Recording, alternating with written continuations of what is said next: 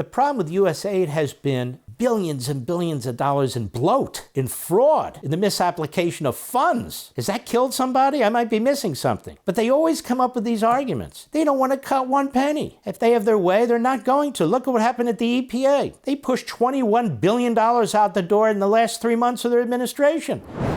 I had America's Governor Ron DeSantis on my radio show the other day. He is a strong proponent of Convention of States. As you know, Mark Meckler and his beautiful wife, and me and my beautiful wife, we've been leaders in this movement. And I wrote the book, The Liberty Amendments. You look at that book, if those amendments were in place, we wouldn't be in the position we're in right now. But that said, the framers understood under Article 5 you needed 2 ways to amend the Constitution. The first way, a supermajority vote from the House and the Senate, 2/3 of both, goes to the states for ratification, and then you need 3/4 of the states either through the legislature or conventions. That's not going to happen because Congress is not going to reform itself. Congress created this problem. Well, the genius is, a couple of days before the end of the Constitutional Convention, one of the greatest of the delegates that people don't talk about, George Mason from Virginia, he got up. He said, "Hey, fellas, if Congress is corrupt, they're never going to fix themselves. In fact, if the government's corrupt, they're never going to fix themselves. We got to give power to the states to act." And so they reluctantly went along. It was getting late. It was hot. It's Philadelphia. You know, what else were we going to do? The 76ers aren't playing that well. And so they needed to move on. And we got the Convention of States. Article 5, 2 methods of amending the Constitution. And so when I wrote this book, The Liberty Amendments, I started out opposing it. And when I finished, I was 100% one of the leading advocates for it. And Mark Meckler over there at Convention of States, he'd been opposed to it. He started studying it, and he decided to start this organization.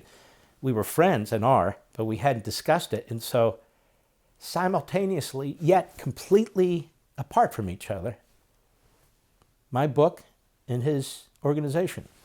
It's the Convention of States that has over 5 million active members now. And so Governor DeSantis said, this budget's an example why we need to do this. Look, we need to do it. I hope we still have enough states that want to do it, but we need to do it.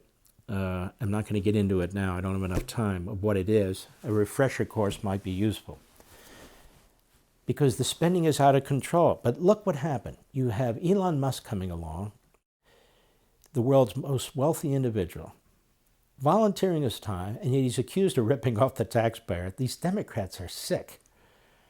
They try to destroy his business, literally, by attacking dealerships and the automobiles that he produces and so forth. They claim when he's going like this that he's doing the Heil Hitler signal, and meanwhile we've got all the Democrats doing this all the time with their Heil Hitler signal. Oh, anyway, are you accusing Cory Booker of using a Hitler salute? Only Elon Musk does that, you know. So anyway, we have that. And he comes up this Doge stuff, and they're making proposals, and they're attacked by the courts, they're attacked by the media, they're attacked by the Democrats. You have this idiot professor from Boston University who's put out 300,000 people are dying a day worldwide thanks to Elon Musk and their cuts in USAID.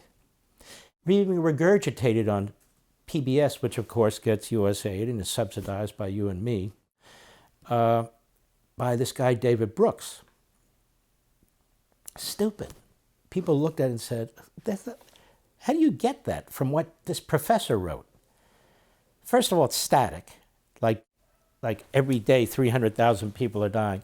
And that's number one. And number two, on the first day, 300,000 are dying. The second day, 300,000. So that doesn't even make sense from an objective statistical point of view. But what are you talking about? People are dying. Because they estimate that this number of people relies on this number of people relies on that. It's very interesting. The problem with USAID has been billions and billions of dollars in bloat, in fraud, in the misapplication of funds. Has that killed somebody? I might be missing something. But they always come up with these arguments. They don't want to cut one penny. And if they have their way, they're not going to. Look at what happened at the EPA.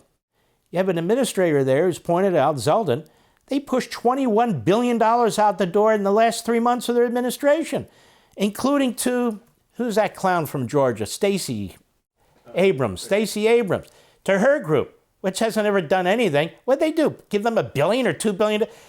You know, it's just so crazy. And so what I have said, what Meckler has said, what the governor of Florida, DeSantis, said, and a relative handful of others who have voices who can speak to this isn't going to work because they have violated the firewalls in the Constitution. They have breached them.